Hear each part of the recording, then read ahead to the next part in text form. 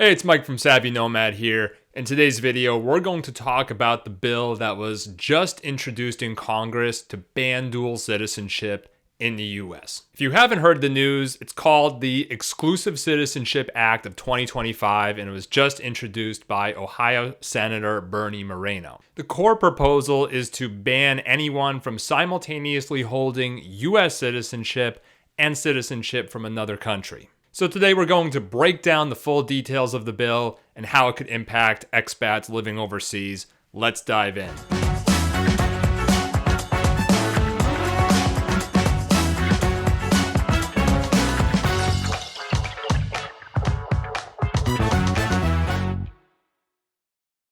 So let's start with a bit of background here. What exactly is the US government's stance on dual citizenship? Right now, at least, US law does not prohibit having two citizenships. The government simply recognizes that it can occur through events like birth, marriage, descent, or naturalization in another country. But it's important to note, it wasn't always like that. In fact, throughout most of our history, the US government has tried to prevent its citizens from acquiring a second passport. Under the Nationality Act of 1940 and the Immigration and Nationality Act of 1952, certain actions would automatically strip a person of US citizenship. These included things like serving in a foreign military, voting in a foreign election, or formally swearing allegiance to another country. Starting in the 1960s, however, the Supreme Court struck down most of these automatic loss provisions. The court ruled that the 14th Amendment protects citizens from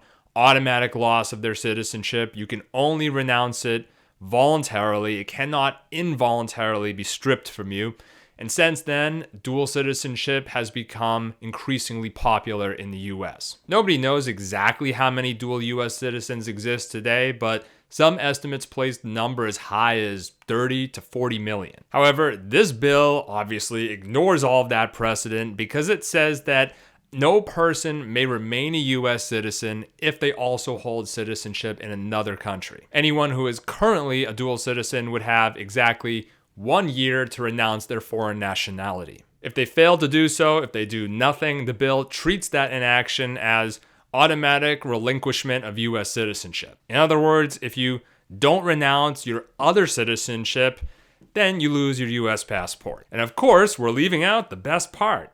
If you obtain another citizenship in the future, whether because you apply for it, you marry someone who passes it on to you, or you inherit it through ancestry, then you automatically lose your US citizenship the moment you receive the new one. That's why the idea of this bill becoming law is so alarming for expats. Many Americans abroad hold or acquire another citizenship because it provides stability. A passport gives you the right to work, the right to own property, access healthcare systems, and remain in the country where you've built a life. Imagine for a moment that you're an American living in Germany. You've been there for years. You pay taxes, you work, your partner is German, your kids go to schools in Germany. In that case, German citizenship offers you that long-term stability.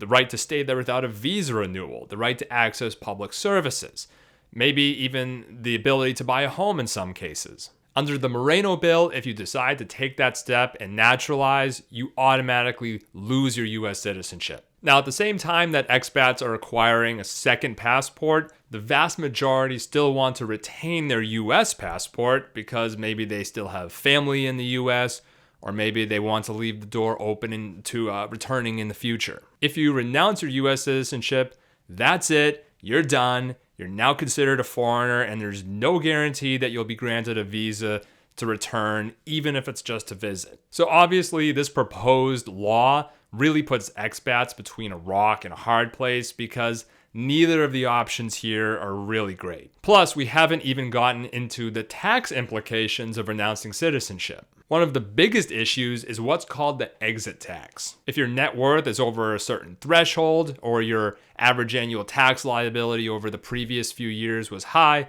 the IRS essentially pretends that you sold all your worldwide assets the day before you renounced.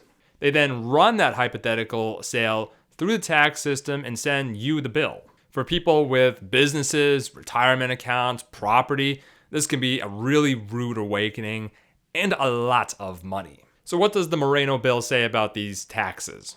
Well, right now, absolutely nothing. So we have no idea if expats would be required to pay that exit tax or if they would be exempt.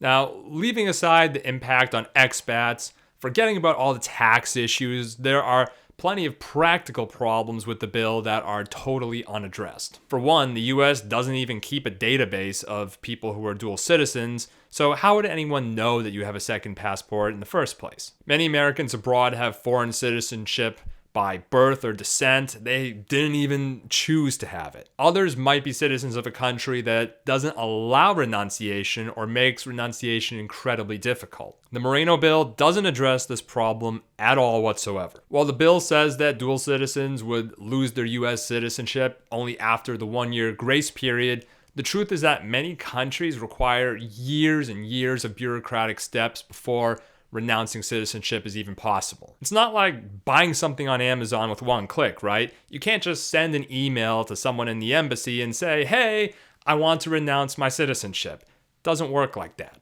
Now here's the question that everyone is asking. Is there any chance that this actually passes and becomes law? The answer is most likely not. Remember that any US congressman can introduce any outlandish bill that they want.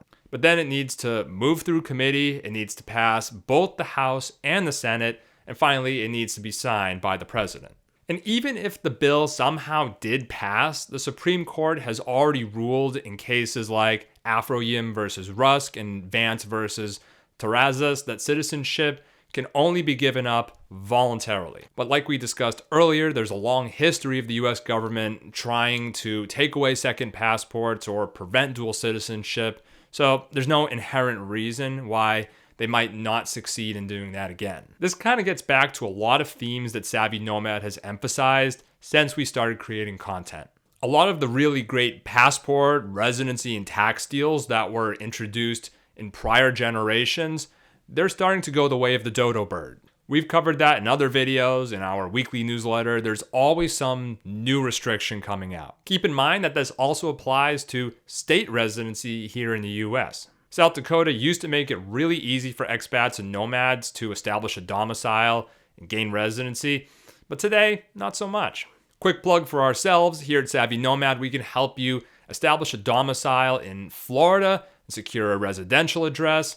They're still very nomad and tax friendly, so if you're interested in that, link is in the video description, and make sure you use the code YouTube for a discount. We'll be keeping a close eye on this proposed bill, so make sure you join our weekly newsletter, Americans Abroad, for future updates. We also just released a free 2026 expat tax guide for anyone who is on the email list, so check that out, link is in the video description.